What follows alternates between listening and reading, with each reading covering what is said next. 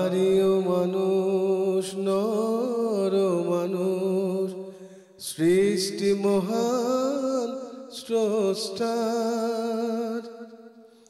কর্মগুণে আমরা মানুষ নেই তো কোনো অহংকার। আসসালামু আলাইকুম। লাভেলো নিবেদিত মহিলাঙ্গনের আজকের পর্বে সবাইকে স্বাগতম। মহিলাঙ্গন এনটিভির একটি নিয়মিত পাক্ষিক অনুষ্ঠান। শুরুতেই আলোকপ্রভা। নারীও মানুষ নর মানুষ। আলোকপ্রভায় আজ স্টুডিওতে আমাদের সঙ্গে উপস্থিত আছেন প্রফেসর ডক্টর সালমা আইনি, শিক্ষক ও লেখক। আসসালামু আলাইকুম রহমতুল্লাহি ওয়া বারাকাতুহু। আপা, আজকের আলোকপ্রভায় আমরা কথা বলবো সহনশীলতা, তারপর যৌক্তিক বিবেচনার ক্ষমতা বা সূক্ষ্ম চিন্তার ক্ষমতা এবং নারীর স্বাধীনতাকে কি করে কাজে লাগিয়েছেন আমাদের মনীষীরা, সেই ব্যাপারে আজ আমরা কথা বলবো আপনার সঙ্গে। প্রথমে আমরা সহনশীলতা নিয়ে কথা বলতে চাই। বিসমিল্লাহির রহমানির রহিম। সকল প্রশংসা আল্লাহ সুবহানাল্লাহু তাআলার, যিনি আমাদেরকে একসাথে হওয়ার তৌফিক দান করেছেন।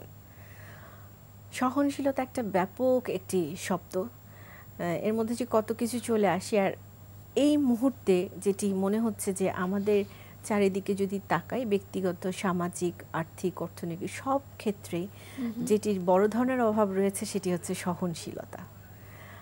আর ইসলামী দৃষ্টিকোণ থেকে যদি আমরা মনীষীদের জীবনের দিকে তাকাই, বিশেষ করে আমাদের নারী সাহাবী যারা নবী সাল্লাল্লাহু আলাইহি ওয়াসাল্লামকে সরাসরি দেখতে পেয়েছেন, তার কথা শুনতে পেয়েছেন, ওই যুগ তো স্বর্ণযুগ। ওটা তো নবী সাল্লাল্লাহু আলাইহি ওয়াসাল্লামের কি বলবো, অরাতে আপ্লুত হয়ে যাওয়ার একটি যুগ।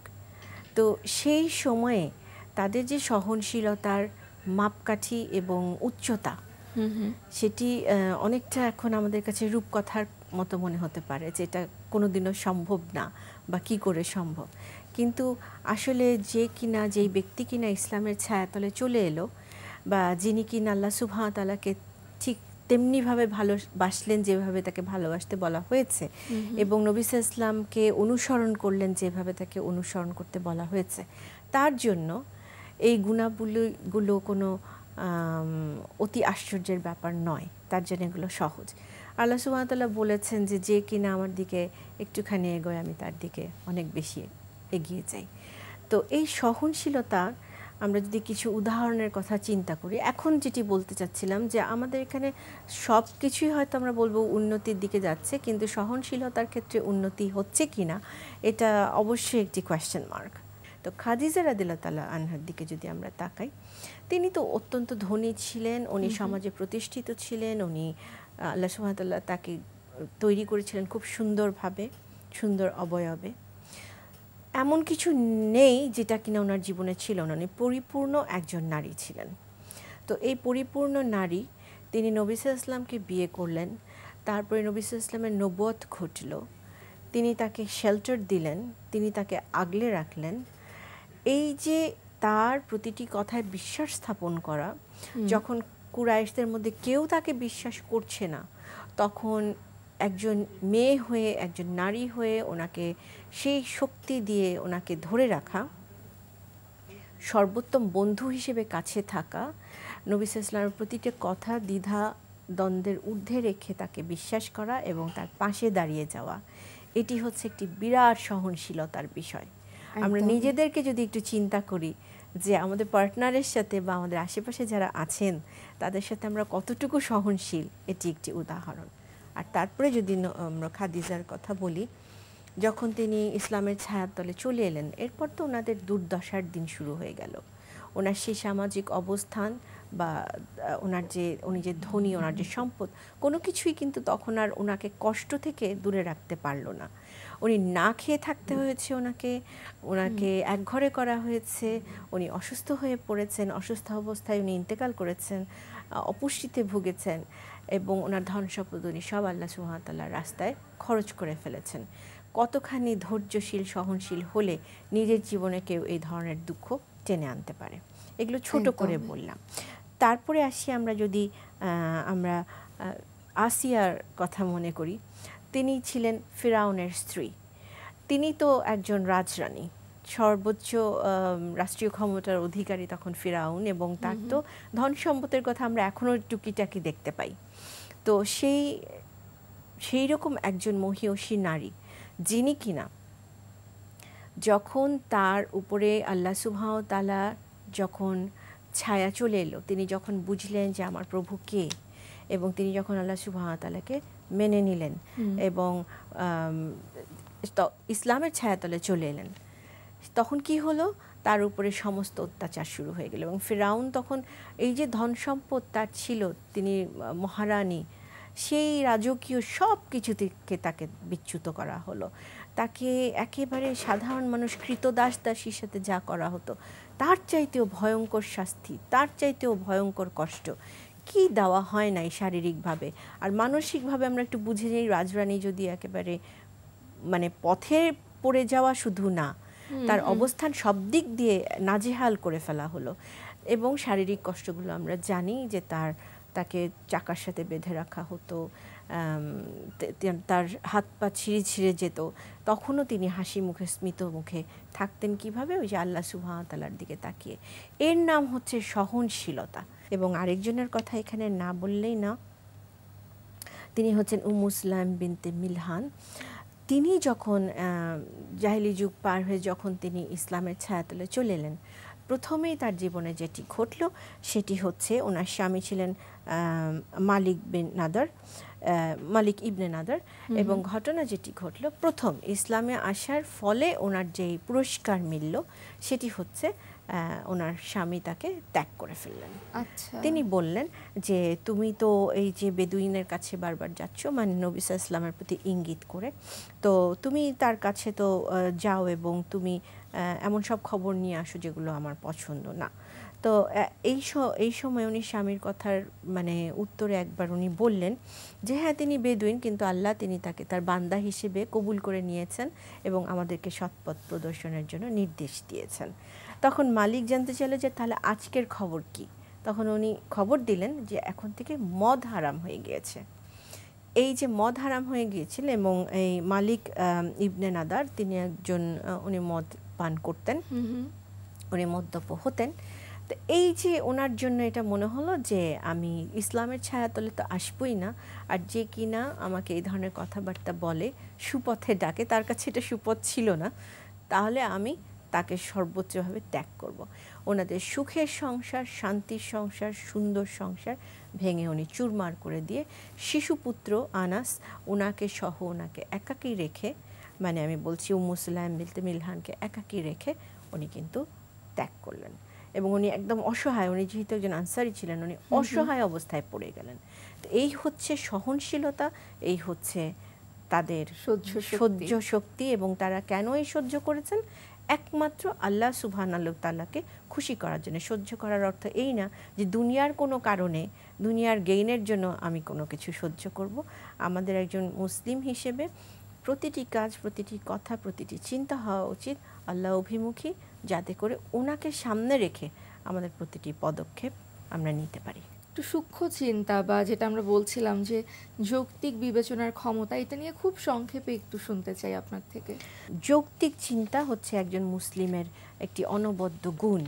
তিনি যে কোনো চিন্তা করবেন, যে কোনো কাজ করবেন, সেখানে তার পেছনে একটি যুক্তি থাকতে হবে যে আমি কেন এই কাজটি করছি।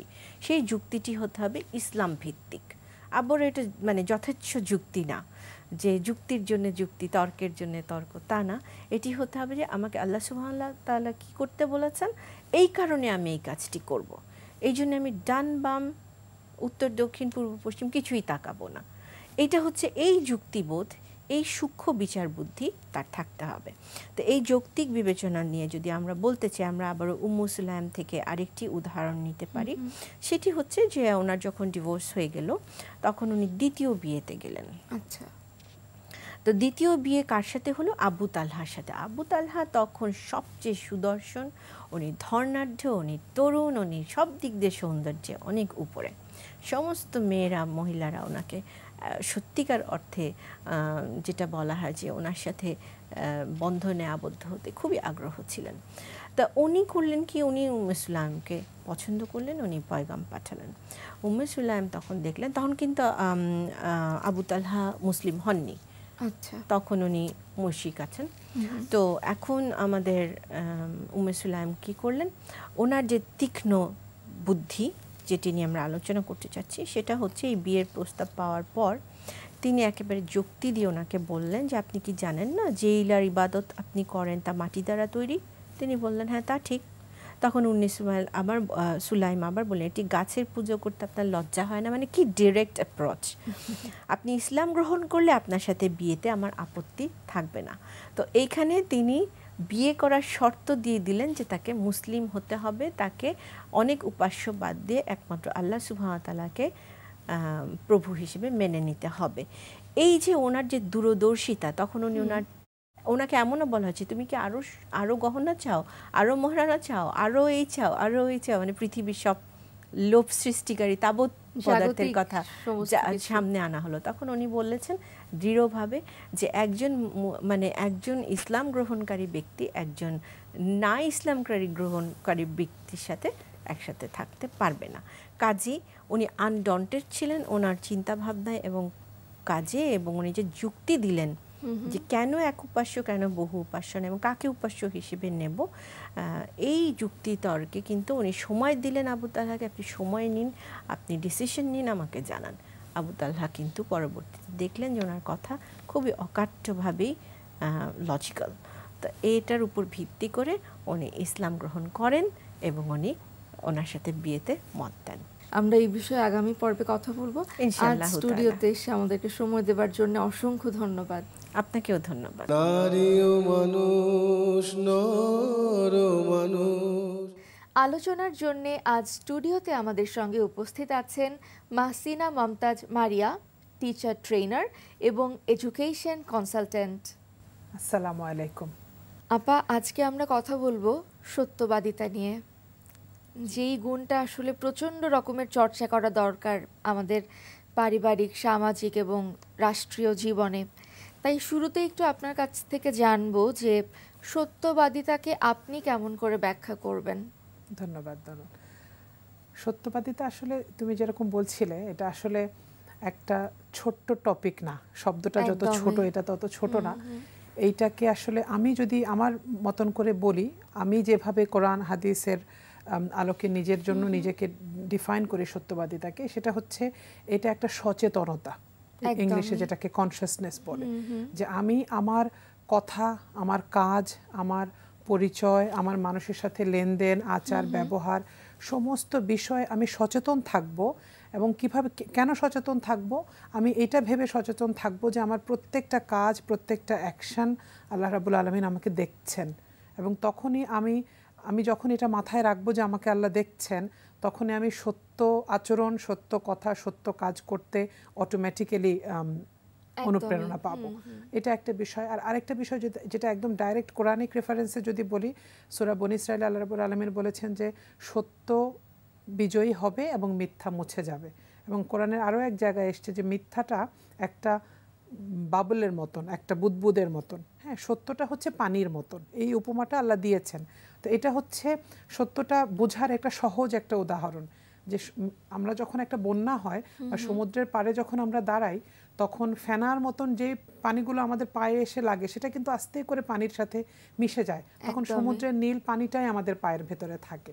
তো এরকমই আসলে মিথ্যাটাকে আপাত দৃষ্টিতে খুব সুন্দর, খুব আকর্ষণীয় মনে হলেও সত্যটা চিরস্থায়ী, যেটা আল্লাহ রাব্বুল আলামিন বারবার বলেছেন, এবং সত্য বিজয় লাভ করবে। এবং আমার সেই সত্যটাকে আমি তখনই ধারণ করতে পারবো যখন আমি মনে করব যে আমি আমার প্রত্যেকটা অ্যাকশনের জন্য আমি আল্লাহর কাছে জবাবদিহি করবো বা আল্লাহ আমাকে দেখছেন। তখন অটোমেটিক্যালি আমি সত্যবাদী, সত্য আচরণের মানুষ হয়ে যাব। আমি আমার সবচাইতে ইম্পর্টেন্ট রিলেশনশিপ হচ্ছে আমার সাথে, আমার সৃষ্টিকর্তার সাথে। এটা যদি আমি শুধু এই সম্পর্কটা নিয়েই যদি ভাবি, এখানে আমি যতখানি সত্যবাদী, আমি আমার নিজের ব্যক্তিগত জীবনে ততখানি সত্যবাদী হতে পারবো। এখানে যদি আমি সারাদিন বলছি আমি আল্লাহকে অনেক ভালোবাসি, আমি আল্লাহকে অনেক বেশি মনে রাখি, কিন্তু আমি আমার কাজে, অ্যাকশনে, বিভিন্ন কিছুতে, আমার আচার আচরণে, আমার লেনদেনে, পারিবারিক সম্পর্কে আমি সেটা মনে রাখছি না, তখন কিন্তু আমি আর সত্যবাদী হব না। সত্যবাদী হওয়ার বা সত্যটাকে খুঁজে পাওয়ার কয়েকটা স্টেপস আছে, তাই না? একটা হচ্ছে প্রথমে আমাকে সত্যবাদী হওয়ার, আমি সত্যবাদী হব সেটার জন্য আমাকে মনটা ঠিক করতে হবে। তারপরে হচ্ছে আমাকে খুঁজে বের করতে হবে সত্যটা কোথায়। তারপরে হচ্ছে সেই সত্যটাকে আমি নিজে গ্রহণ করতে হবে। তারপরে সেই সত্যটাকে গ্রহণ করার পরে আমি যখন সত্যবাদী হলাম, আমি যখন আমার বিশ্বাসে, আমার কাজে, আমার আচরণে, আমার লেনদেনে, আমার প্রতিটা কাজে, প্রতিটা জায়গায় আমি যখন সত্যবাদী হব, তখন সেই সত্যবাদী আমি বাকি সবার সামনে একজন সাক্ষী হিসেবে দাঁড়াতে হবে। তাহলে এই স্টেজগুলো আস্তে আস্তে যখন আমি আমার জীবনে করা শুরু করব প্রতিটা কাজে, তখন দেখা যাবে যে আমি সত্যিকারের একজন সত্যবাদী হতে পারবো। এখানে আমার কাছে মনে হয় সর্বশেষ যে কথাটা বললাম সেটা সবচেয়ে বেশি জরুরি, যে মানুষের সামনে সত্যের একজন সাক্ষ্য হয়ে দাঁড়ানো। কারণ এটা যখনই আমি করতে যাব তখনই তার আগের কাজগুলো আমার করে আসতে হবে। আমি তখনই একজন মানুষের সামনে একজন উইটনেস হতে পারবো, সত্যের সাক্ষী হতে পারবো, যখন আমি নিজে সত্যবাদী হব। যখন মানুষ আমাকে আঙ্গুল দিয়ে বলবে না যে না উনি এই কথা বলছেন, ওনার তো ওই কাজটা মিথ্যা ছিল, উনি এই কথা বলছেন, ওনার তো ওই কথাটা মিথ্যা ছিল, ওই আচরণটা মিথ্যা ছিল। কথার কাজের মিলটা খুব জরুরি। এক্স্যাক্টলি। তো এই জন্য এই স্টেপগুলো নিজের জীবনে জরুরি সত্যবাদী হওয়ার জন্য। আর একটা ব্যাপার না, খুব দেখা যায় যে মানে যদি আমি বড় ভাই বোনের সঙ্গে ছোট ভাই বোনের একটা তুলনা করে বলি, যে অনেক সময় একটা ছোট মানুষকে আমরা অভয় দিই যে তুমি যদি এটা করো তোমাকে আমি ওটা দেব, বা তুমি এটা করলে ওটা ওটা দিয়ে আমি তোমাকে পুরস্কৃত করব। বা বাবা মা কিন্তু কথায় কথায় বলে যে বাবা তুমি ভাতটা একটু খেয়ে নাও, তাহলে হচ্ছে আমি তোমার জন্য আজকে ছোট্ট একটা গাড়ি নিয়ে আসবো বা একটা খেলনা নিয়ে আসবো, বা বাবা আজকে তুমি ঠিকভাবে অঙ্কটা করো, তুমি পরীক্ষায় 10-এ 10 পেলেই আমি তোমাকে একটা পুরস্কার দেবো। এরকম খুব ছোট ছোট ব্যাপারগুলো, কিন্তু পরে হয়তো তাদেরকে ওইভাবে আমরা রিওয়ার্ডটা দেই না। তখন কিন্তু ওই বাচ্চাটার মধ্যেও একটা প্রবণতা চলে আসে যে এইভাবে তাহলে অসত্য বলা যায়। তার মানে এটা কিন্তু অনেকটা পরিবারের একটা নার্সিংয়ের দায়িত্ব হয়ে যায় একদম ছোটবেলা থেকে। সেই জায়গা থেকে আপা যদি আরেকটু এলাবোরেট করে বলেন যে আসলে এটার গুরুত্বটা ঠিক কতটা, এবং খুব সূক্ষ্ম সূক্ষ্ম বিষয়গুলো থেকেও আসলে আমরা কেমন করে চর্চাটা করতে পারি। না, সত্যটা তো আসলে একটু আগে যেটা বলছিলাম যে এটা একটা সার্বজনীন চর্চা। অবশ্যই আমি এক জায়গায় সত্য বললাম আরেক জায়গায় এসে বললাম না, এটা কখনোই হবে না। আলটিমেটলি তখন যেখানে আমি সত্য আছি সেটাও আমি নষ্ট করে ফেলবো। এটা খুবই একটা দরকারি কথা। আর আরেকটা যেটা তুমি বলছিলে সেটা হচ্ছে যে দুষ্টুমি করে বা জাস্ট কথার কথা হিসেবে মিথ্যে বলা, এটার ব্যাপারেও কিন্তু খুব সুন্দর রেফারেন্স আমাদের আছে। হ্যাঁ, আল্লাহ রাসূল কিন্তু খেলা করতে গিয়েও, খেলার ছলেও বা দুষ্টুমি করতে গিয়েও মিথ্যা কথা বলতে নিষেধ করেছেন, তাই না? তো এই জন্য আসলে ওই অভ্যেসটাতে আগে আমাদেরকে অভ্যস্ত হতে হবে যে আমি যখন আমার বাচ্চার সাথে কথা বলছি, আমি যখন আমার খুব কাছের একজন বন্ধুর সাথে কথা বলছি, তখনও আমি দুষ্টুমি করেও আমি এমন কথা বলবো না যে কমিটমেন্টটা বা যে ওয়াদাটা আমি রাখতে পারবো না। এটাও একটা অভ্যেসের ব্যাপার। অনেক সময় আমরা বলি না যে আমরা হয়তো 20 মিনিট দূরত্বে আছি, একটু কথার কথা বলতে গিয়ে বলছে এই দাঁড়াও আমি 5 মিনিটের মধ্যে আসছি। সেটা এগুলো আসলে চর্চারই বিষয়। যেটা বলছিলাম যে আমি যখন সত্যবাদী হিসেবে আমার লাইফের সবচাইতে জরুরি সম্পর্ক যেটা, সেই সম্পর্কের ব্যাপারে সত্যবাদী হতে পারবো, আমি যখন তাকে সন্তুষ্ট করার ব্যাপারে বা তার উপস্থিতি আমার সাথে সব সময়, এই কনসেপ্টটার উপরে যখন আমি সত্যবাদী হব, তখন কিন্তু আমি চাইলেও অনেক সময় মিথ্যা বলতে পারবো না। এটা হচ্ছে সবচেয়ে জরুরি কথা আসলে। অনেক ধন্যবাদ আপা। একেবারেই যাবার আগে আর কিছুক্ষণ সময় আছে আমাদের হাতে, একটু যদি স্পষ্ট করে আবারও একটু এই কথাটা শুনবো যে একটা হচ্ছে সত্য বলা, মিথ্যে বলা, আর সত্য না বলা।